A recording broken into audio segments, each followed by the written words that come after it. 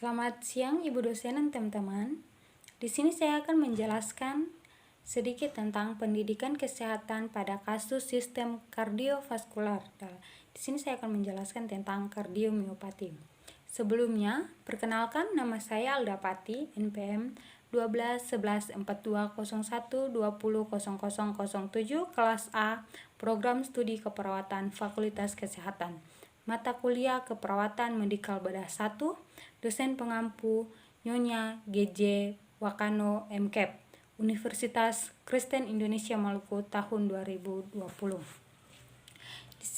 Di sini saya akan menjelaskan sedikit, yaitu yang pertama definisi kardiomiopati. Kardiomiopati adalah penyakit akibat adanya kelainan otot jantung. Kardiomiopati akan mengakibatkan berkurangnya kemampuan jantung untuk memompa darah. Gejala kardiomiopati bisa bervariasi mulai dari mudah lelah, nafas pendek, pusing, sampai nyeri dada. Yang berikut adalah etologi. Tidak ada etologi yang pasti dari kardiomiopati, tetapi ada kemungkinan dengan beberapa hal. Yang pertama, primer. Primer yaitu penyakit otot jantung tanpa diketahui penyebabnya. Yang kedua, sekunder. Sekunder adalah penyakit otot jantung dengan adanya penyebab atau kemungkinan penyebab. Terdiri dari beberapa hal. Yang pertama, hipertensi sistemik. Yang kedua, autoantibody, yaitu antimicrobial antibodies. Yang kedua, proses infeksi. Yang ketiga, gangguan metabolik. Yang terakhir yaitu gangguan imunitas. Yang berikut adalah patofisiologi. Banyak faktor mengkontrol tekanan darah berkontribusi secara finansial dalam terbentuknya hipertensi. Faktor-faktor tersebut adalah yang pertama, meningkatnya aktivitas sistem saraf simpatik, tinus simpatik, dan variasi diurnal. Mungkin berhubungan dengan meningkatnya respon terhadap stres, psikososial, dan lain-lain. Yang berikut adalah produksi berlebihan hormon yang menahan natrium dan vasokonstriktor. Yang berikut adalah kurangnya asupan nutrium dan kalium. Yang berikut asupan nutrisi garam yang berlebihan. Yang berikut meningkatnya sekresi renin sehingga mengakibatkan meningkatnya produksi antigestin 2 dan aldosteron. Yang berikut adalah abnormalitas tahan pembuluh darah, termaksud gangguan pembuluh darah kecil di ginjal. Yang berikut diagnosa keperawatan yang dapat muncul. Yang pertama, kelelahan dan kelemahan. Yang kedua, dispneu saat beraktivitas. Yang ketiga, batuk dan mudah lelah. Yang keempat, paroxysmal nocturnal dystonia. Yang berikut, distensi vena jugularis. Yang terakhir yaitu gagal jantung bagian kiri. Kita masuk kepada bab kedua. Yang pertama, pengkajian. Diagnosa medis. Klien mengeluh sesak nafas, kaki bengkak, lemah. Klien mengatakan sulit berjalan dan gangguan bangun dari tempat tidur. Klien mengatakan tidur tidak beraturan. Klien mengatakan sering terbangun karena sesak. Diagnosa orientasi. Tuan B 53 tahun, tekanan darah 170/110 mmHg dan nadi 120 kali per menit. Paru-paru 30 kali per menit. Suhu 36,5 derajat Celcius. Tampak lemah. Ronki bertambah, edema piting bertambah, Oriethopena asiters pada abdomen. Yang berikut adalah pemeriksaan fisik. A. Sistem pernafasan. Dypneus saat beraktivitas. Paroxysmal nocturnal dyspnea, tidur sambil duduk atau dengan beberapa bantal. Batuk tanpa pembentukan sputum. Riwayat paru kronis. Gangguan bantuan nafas. Nafas dangkal. Tachypnea, gangguan otot aksesori pernafasan. Bunyi nafas mungkin tidak dengar dengan klaker basilar dan megi. B. Sistem kardiovaskular. Distensi vega jugulari, pembebasan jantung, adanya nyeri dada, suara S3 dan S4 pada auskultasi jantung, tekanan darah normal atau turun, takikardi, distremia, nadi provena mungkin berkurang, perubahan denyut terjadi, nadi sentral mungkin kuat, punggung kuku pucat atau siantok dengan pengisian kelenjar lembat. C. Sistem perencanaan. Kajian adanya peningkatan berat badan.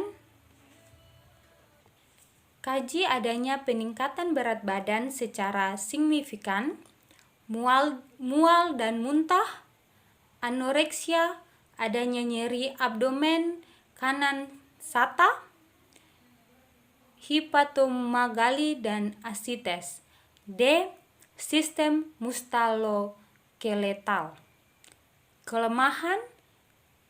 Kelelahan, sakit pada otot, dan kekurangan kekuatan atau tonus otot. 2. Analisa data. Yang pertama, problem penurunan curah jantung. Etologi, perubahan keotrakulasi atau perubahan inoeropik.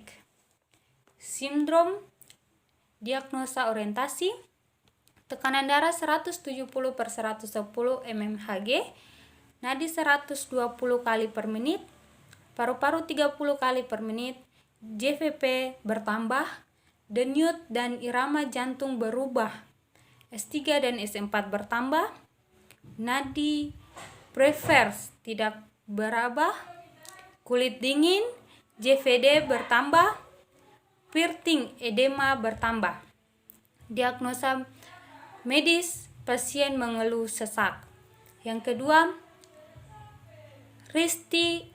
kedua problem risti kerusakan pertukaran gas. Etologi, perubahan membran kapiler venus. Contoh, pengumpulan atau perpindahan cairan ke dalam area interstitial atau alveoleo. Sindrom, diagnosa medis, klien mengeluh sesak. Diagnosa orientasi, batuk bertambah, paru-paru 30 kali per menit, Romklin bertambah, orthopea bertambah. Yang ketiga problem kelebihan volume cairan. Etologi, menurunnya laju filtrasi glomerulus atau meningkatnya produksi ADH dan netrensi natrium atau air. Simptom, diagnosa orientasi, edema bertambah, tekanan darah 170/110 mmHg, nadi 120 kali per menit, JVP bertambah, asites pada Abdenium S3 orthopeana. Diagnosa medis pasien mengeluh sesak. Yang berikut introspirasi aktif. Ketidakseimbangan pada suplai oksigen atau kebutuhan kelemahan umum. Diagnosa medis yang pertama, pasien mengeluh sesak dan mudah lelah saat beraktivitas. Yang kedua, pasien mengatakan aktivitasnya dibantu oleh keluarga. Diagnosa orientasi, pasien tampak berbaring lemah. Yang kedua, tekanan darah 170/110 mmHg, nadi 110 kali per menit. Yang ketiga, diagnosa keperawatan.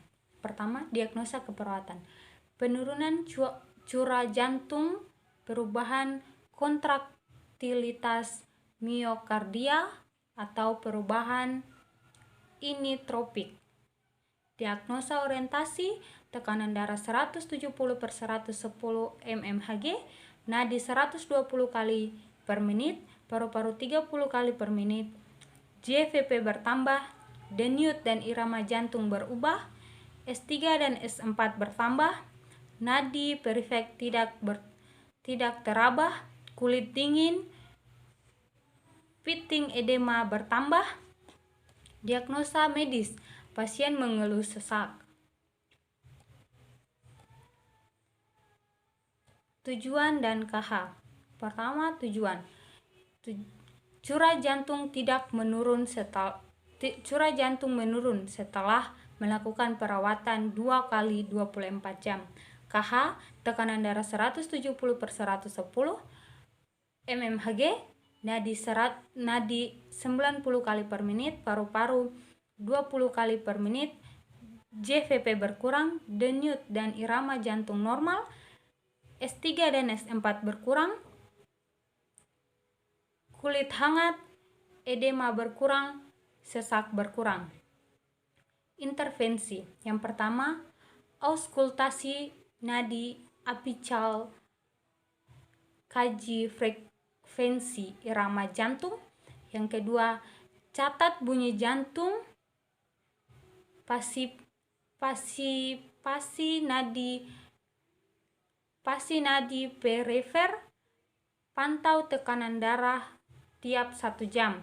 Yang ketiga, kaji kulit terhadap pucat dan siansis. Yang keempat, tingkatkan atau dorongan tirah baring dengan kepala di tingkat 45. Yang berikut, pantau tingkat kesadaran dan GCS setiap 8 jam. Yang berikut adalah kolaborasi. Kolaborasi terbagi dalam beberapa bagian. Yang pertama, berikan oksigen tambahan sesuai indikasi. Yang kedua, berikan obat sesuai indikasi. Yang berikut adalah rasional. Rasional yang pertama, biasanya terjadi tadikardi untuk mengkompensasi penurunan kontraktilitas frekuenser.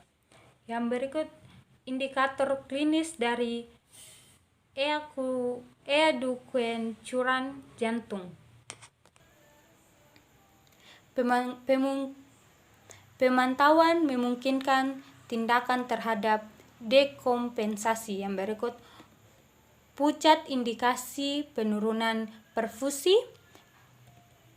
Yang berikut, cinasis karena konseti vena. Yang berikut, ginjal berespon untuk meningkatkan curah jantung dengan menahan natrium dan cairan haluran urin bisa menurun. Yang berikut, menurunkan volume darah yang kembali ke jantung yang mungkin oksinasi menurun dipicu dan renggang jantung. Yang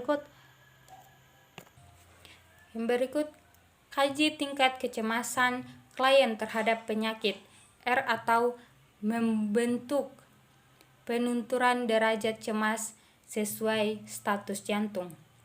Yang pertama, identifikasi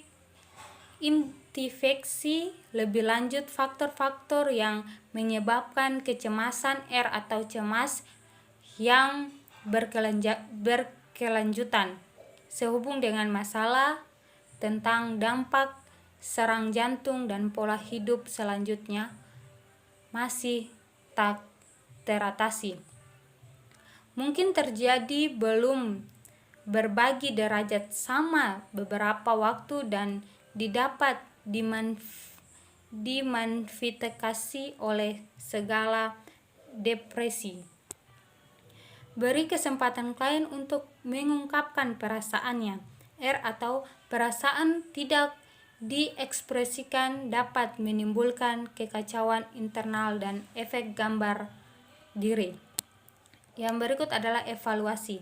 Yang pertama, cardiac output klien kembali adekuat. Yang kedua, aktivitas klien meningkat. Yang ketiga, pemasukan dan pengeluaran cairan adekuat. Yang keempat, perfusi jaringan miokard kembali adekuat. Yang kelima, pola nafas kembali efektif. Yang keenam, pertukaran gas adekuat. Yang ketujuh, cemas berkurang atau hilang. Kedelapan, nyeri klien hilang atau terkontrol. Kita masuk pada bab 3. Yang pertama, kesimpulan. Cardio output klien kembali adekuat, aktivitas klien meningkat, pemasukan dan pengeluaran cairan adekuat, perfusi jaringan miokard kembali adekuat, pola nafas kembali efektif, pertukaran gas adekuat, cemas berkurang atau nyeri klien hilang. Yang berikut adalah saran. Metode ekardiografi yang dipakai adalah metode Th-Slot yang menilai fungsi vertikal secara global, di mana bila terjadi gangguan kontraksi pada sistem tertentu pada jantung akan mempengaruhi frekuensi ejeksi. Disarankan untuk penelitian selanjutnya menggunakan metode Simpson yang menilai fungsi ventrikel kiri dan C6. Sekian presentasi dari saya. Terima kasih. Selamat siang. Shalom.